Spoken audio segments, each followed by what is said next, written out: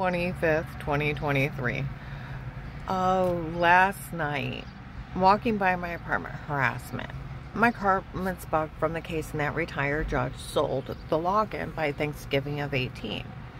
Okay, so they have that girl Dave was dating, her dad, and them have people harass me. Okay, all right. Now, yeah, I got rid of them last night.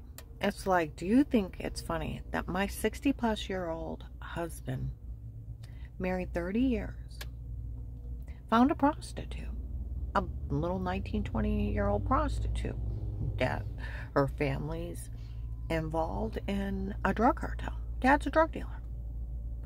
And the drug cartel did all this to me for her. Do you think it's funny that, like, Dave would have went down and picked up a girl off Cherry Street in Canton, prostitute? So all the drug dealers in Canton did all this to me.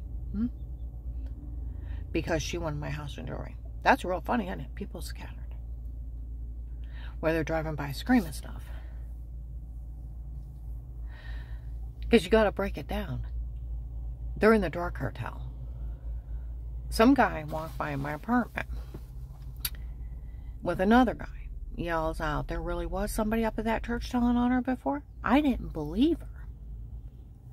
He said, I want to know who it was. See, there just comes down to the point. You know, I remember this weird last name, and I've mentioned him several times over the years. His last name was Kibitsky. Do you know there was a John Kibitsky? Canton FBI Direct Task Force. There was another guy with a different first name.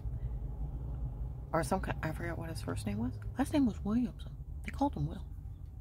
Both retired in 18 and 19. Sound a little familiar, because I remember that weird last name. But they called him Will. I looked him up. It was his last name, but they called him as a nickname, Will. Both worked at the FBI Drug Task Force in 18 and 19, retired.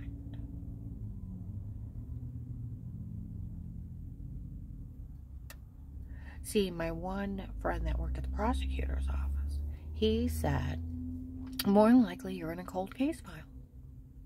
If something happened to those agents, or that agent, that he retired, he got fired, he got arrested, he got hurt, he got sick, he had to quit. Unless somebody else picks up that case, they just put you in a cold case file. Well, the case is still going on. And where that retired Judge Pete is telling everybody he's Will, and he's not. That agent was too arrogant to look into anything. You shouldn't open the case, because that's fraud.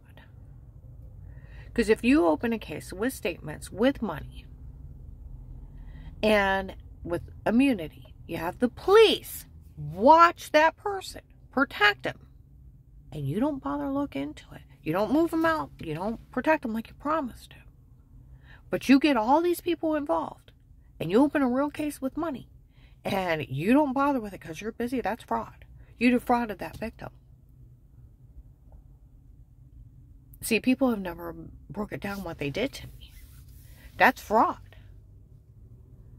Just like where I had seen that guy call down to that office. They yell out, well, she's seen that guy. You tell those police up there to get a hold of it. We're busy. If you're too busy to take my case, then they should have called the sheriffs and said, you need to go over there and talk to Miss Hall. She's very upset. People are threatening her life, and you need to find out what's going on. And they would have called the marshals. The marshals would have blown the hell out of this. As a matter of fact, they still are. They're doing what the FBI was supposed to have done. You know, if that guy wanted to give the FBI a black eye, oh, he gave them a black eye, 2 of them. Because, you know, little kids in Louisville, because they call the case Karen Around the House or Karen's Well, okay? They said Karen's Well is here today. Nobody's to say a word to her. We all found out that it was her ex-husband and some guy named Pete before doing it on their own. And the FBI betrayed her. Mennonite children down in New Philly. We even found out Karen's ex-husband was threatening a baby's life. I know they let her live through all that. And they didn't even pay her. Now, who would actually trust them? They don't make this right, and they let me live through a drug cartel abusing the hell out of me that were human trafficking. See, this is where people are so stupid helping them out. Michelle is nothing but a stupid prostitute. She's a little 18, 19-year-old kid. She's probably about 22, 23 now. Her dad's in the drug cartel. He's a stinking drug dealer. Had his drug dealers from out of state come down and run this big scam. That agent had the biggest case in the world on his desk and was too arrogant to look into it. See, there comes down the point of badgering laws. On a recorded line, I tried to tell him what happened to Honey and Bank, where the guy threatened to knife me. Was there a camera above the bench? I don't know. It wasn't my place to know if there was a camera above the bench. It was his place to find the camera and find out who that guy was. See what I mean? You have to take a victim or a informant or a witness's statement and follow through, or it's badgering. And just like when I told him, somebody told me of that church, he called me a liar. Dave, April 15, 1623, told Danny he talked to that guy. He was up there asking threats on her life, and he was the only agent from the agency looking into it on his own. An officer verified he's seen an agent telling me before I called that agent back November 6, 22 at Trinity Gospel. Everybody's seen him. Even some of my clients' neighbors, we went over to that church, they all seen him. So, who looks stupid? See, then it comes down to he was defrauding me. Made me beg for my life, listed me informant for life, $5,000 a month for life. Even when you tell, and then threaten me if I told, so I'd be too scared to tell. There's badgering laws. Like my friend that worked at the prosecutor's office. That agent can't talk to you like that, and the police can't go along with it. The only thing legally he did is list you an informant with money and immunity. And he had a cop talk today. That's the requirements of the Department of Justice to be in somebody's home. You can't be in somebody's home. He even said it's a fraud scheme. Where they kicked in your door, they probably did set up on cameras. Where you had bruises you couldn't explain, you're throwing up, you're dizzy. They probably were drugging you. And he said, and they can't use it because they did it in a house. You know, Dave wanted to play cat and mouse. I told the Director of National Intelligence. I told the Department of Justice. You want to play cat and mouse? I told people that are roaring lions that wait in the laying in the dark, and they'll get you when they arrest you. You want to play chess? Checkmate. You did it in my house. Like Officer Reinhardt Lawson, we could never look or listen. The FBI couldn't even be in your home outside to protect a light case with statements. They go to jail. It's entrapment. It's the Fourth Amendment over the house. The right of the people to be safe and secure in your own person, your places, your homes, your papers, and effects against unreasonable searches or seizures shall not be violated. The word shall not be violated. They can't even look or listen. Went to the Portage County Sheriff's. They didn't know anything. They tried to frame them. Some idiot in a gray car with a blacked out window said, boy, is this going to backfire on me. I was telling people not to help her and not to believe her. Will one of those officers up there take responsibility for this? No, honey. They already knew somebody was trying to frame them. They're not going to go to jail because they would go to jail for saying they were in my home. My friend that we worked at the prosecutor's office said there was a weird case of an officer surveillancing somebody in their home. He found out, went to a judge. Judge told him you had no right in that man's home. He has the right to privacy. I could never look or listen. He could sue you. And he can also get 2 to 20 years. So what cop would give up their freedom for idiots and drug dealers that are human trafficking? Do you know they found 35 children in Ohio they had took? Thank God they found them. See, that's where my friend, I went out to eat with him. I got a friend on the police department. They found another 35 tied up in a railroad car. Well, these people are running around making fun of me. Like he said, it's a drug scam from the drug dealers out of this area coming in here, human trafficking people. And like my friend from the prosecutor's office, it's a fraud scheme. They can't be in your home. But that agent opened a real case with statements, with money. And he was too arrogant and too busy to look into it on his own. That's fraud. That's defrauding victims. People have died around me. People have been taken. They're still here. The guy that threatened to knife me was a Detroit Boys' kidnapper. You know, they actually pulled Dave's phone thing. I seen him again during the case. John seen him. Alex and his group were in, it should be January 19th on a Sunday.